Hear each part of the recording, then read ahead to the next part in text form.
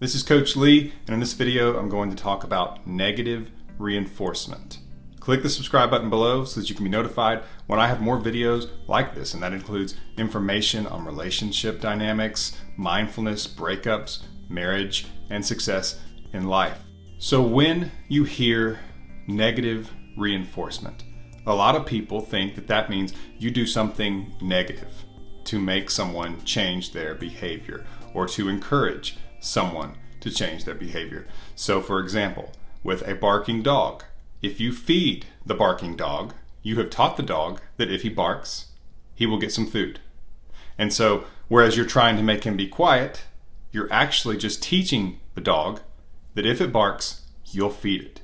So that's what's called positive reinforcement. You are reinforcing the barking. And so where it will drive you crazy for the dog to bark, if you give the dog something positive for the barking, you will only be driving yourself crazy in the future. And so a lot of pet experts will say the best thing to do is to ignore the dog or to change the focus of the dog's attention. So if you're eating, you're going to take the dog outside, you're going to take the dog for a walk, you're going to try to distract the dog so that he does not associate barking with getting fed or getting attention. So your ex is not a dog, but I'm just talking about negative reinforcement and positive reinforcement. That was an example of positive reinforcement. So let's take it to the human level. Positive reinforcement is when your ex breaks up with you, says they don't want to be with you, and isn't making an effort to reach out and get back together or reach out and communicate with you, but you start texting, begging, pleading, flooding them with compliments, sending them gifts, showing up to where they work. This is actually a form of positive reinforcement because you're feeding their ego. You're showing them that you can't get enough of them, that you are devastated by them breaking up with you, that you are super attracted to them, that they are above you and you're begging for their mercy because they have the power and you don't. They have the control and you don't.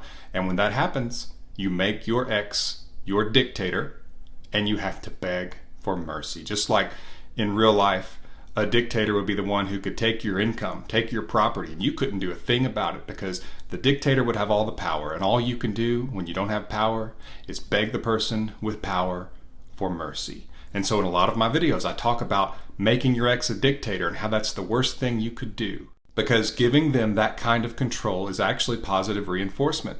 Builds up their ego, makes them feel like they have the control, makes them feel like they have their fingers on the pulse of life and they can do whatever they want. If they want you back, snap their fingers, they got you because you're wanting them back so badly. And they know there's no consequence to the breakup because you're basically telling them, you can do this to me, you can break up with me, and I will just chase you. Now, I'm not talking about a case where your ex is reaching out to you, you're in no contact, and they're confused, they're missing you, and they're realizing they made their mistake. Don't be vengeful about that because people make mistakes. People sometimes lose focus on life and what they want for their future, and they just don't know. And sometimes they make mistakes, and you have to be open for that unless you don't want your ex back. If you don't want your ex back, then forget what I said, and this is probably not the video for you. But if you want your ex back, avoid vengeance. I'll get into that in a little bit, and I got a special tip at the end of the video, so be sure to watch all the way to the end. And be sure to click the subscribe button below so that you can be notified when I have more videos. So you don't want to reward your ex for breaking up with you by giving them an ego stroke. And when you beg for mercy, when you send gifts, when you compliment them like crazy, and you're trying to kiss up to them to get them back, you're actually rewarding them for breaking up with you, just like the dog. If the dog barks and you give it food, you're basically saying, good boy, way to bark. Here's a reward.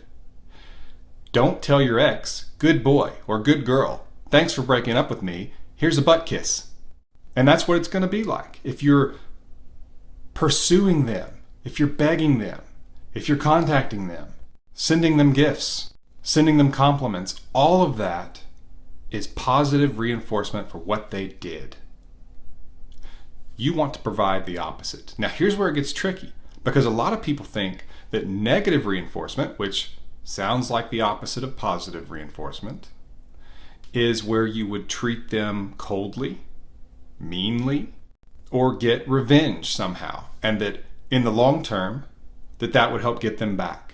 Some people actually think that. They think that's a form of tough love that will work to get their ex back. I'm not telling you that it won't work because I think it sounds mean, or because I'm trying to get people to be nice to each other. I'm telling you that it won't work to be vengeful and cold to your ex when they start reaching out to you after you've done no contact. I'm telling you not to do it because it makes your odds of getting your ex back less. It doesn't work most of the time when you are vengeful, cold, or ignore your ex. And again, part of that is ego. Who wants to keep reaching out and being ignored? Do you? No, you don't. And so when your ex reaches out to you, that's what you wanted to happen. You wanted your ex to start moving back towards you and making that effort. And so when they do, don't kill the momentum. So what is negative reinforcement? Well, even some people who have graduate degrees don't understand what negative reinforcement is, because negative reinforcement is actually not a negative action. In other words, some people think that when the dog barks, that negative reinforcement will be to smack the dog in the butt. That's actually not negative reinforcement, because you are actually still reacting to the dog's actions. Negative reinforcement is not reacting to the dog's actions.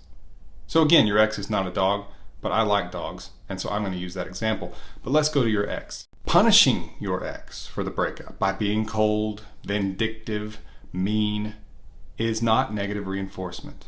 Negative reinforcement is the no contact rule, which further gives psychological validation to the no contact rule. You can maybe dismiss 20 years that I've had in the relationship coaching service and thousands of cases to actually look at instead of just saying, this sounds good, or I knew a guy one time who did this and got his ex back. But it being able to look at thousands of cases allows me to tell you what works. And that should be trusted because numbers don't lie. Advice from your Aunt Tilly probably doesn't qualify as having scientific backing. I'm an educator on the TED Talk website on the science of breakups. So I'm applying science to this.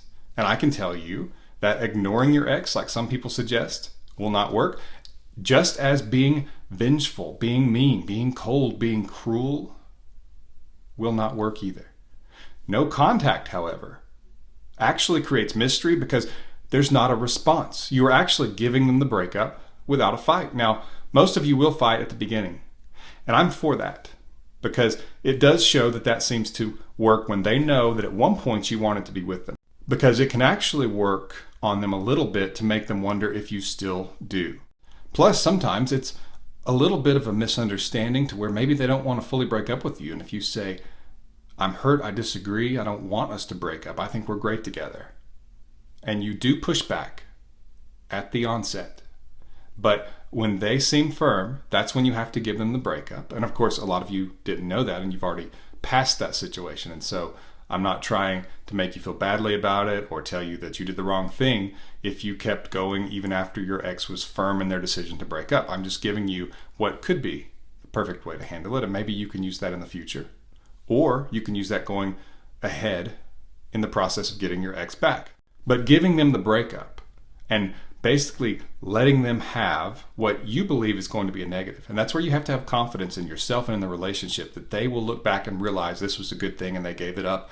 And that will make them fear losing you when you're not making the effort to try to get them back, because it does shoot their ego a little bit.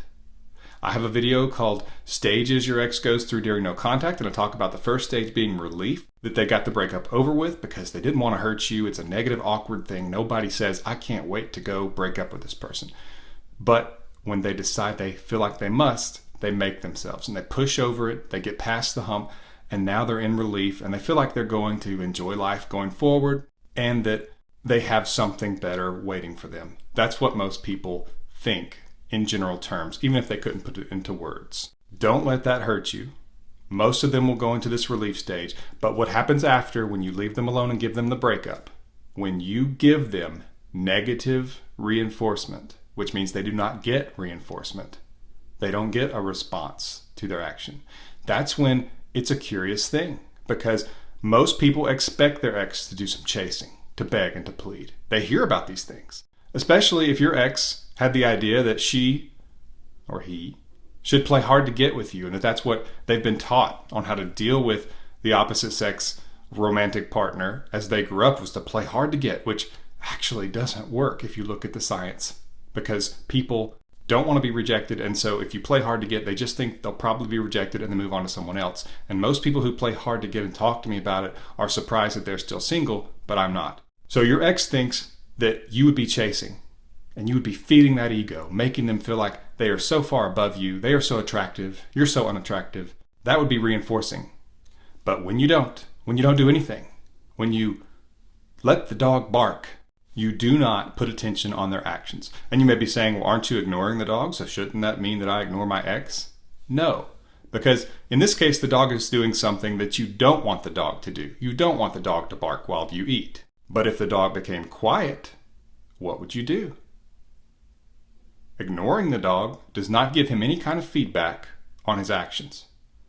If you go pet the dog, say, good boy being quiet while we're trying to eat, the dog associates the reward with not barking, and you can train your dog. And so you can train your ex. Just kidding. But you can give enforcement to your ex when they reach out and they're doing what you want them to do, that they actually do get some momentum. Because if they're wanting you back and they reach out to you and you start interacting with them, it can be a positive experience. And so reaching out to you is a positive. But if you ignore them, then if they think that you have moved on and that you're rejecting them now, they could just say, I blew it. It's going to hurt, but I'm going to just try to get over this person. I'm not going to contact them again because they're going to ignore me. And so you don't ignore them. And so it's really confusing because people hear in psychological circles negative reinforcement. And you think that means ignoring this person, but it doesn't. It only means that as far as it's up to you, you don't give attention to that negative behavior, which would mean you don't chase, beg, or plead. But when your ex does what you want them to do, which is reach out to you, that's when you can give some positive reinforcement, which is a friendly conversation. Certainly not cold or mean. People ask me a lot of times, now, should I be cold when they reach out? No, you shouldn't be cold. Be warm, because you don't want to show them that this is killing you. Again, you want to create the idea that you could move on, that you're strong enough to move on. Now, if they ask you, have you missed me? You don't say no. You can say, of course I have. But you don't go on and on about it. They haven't earned that yet. Click the subscribe button below so that you can be notified when I have more videos on this topic and other topics that are valuable to relationships and success in life. Be sure to leave a comment below if you have any questions, or click the like button. I'd really appreciate that. Remember that the right kind of negative reinforcement can help you get your ex back, and that's the no contact rule. I have videos about the no contact rule, and I'll link to those in the description below here on YouTube. You can leave me a tip if you think this information is helpful, and I link to that in the description below as well. Or you can go to myexbackcoach.com and you'll be able to see how to leave me a tip if this was helpful to you. Get my emergency breakup kit, which is a culmination of 20 years in the relationship coaching service to help you get your ex back. It's a powerful guide. It will walk you through the process of getting your ex back. It's the emergency breakup kit. I've linked to it in the description below. Follow me on Instagram at RealCoachLee. That's Instagram at RealCoachLee. This has been Coach Lee, and as always, thank you for watching.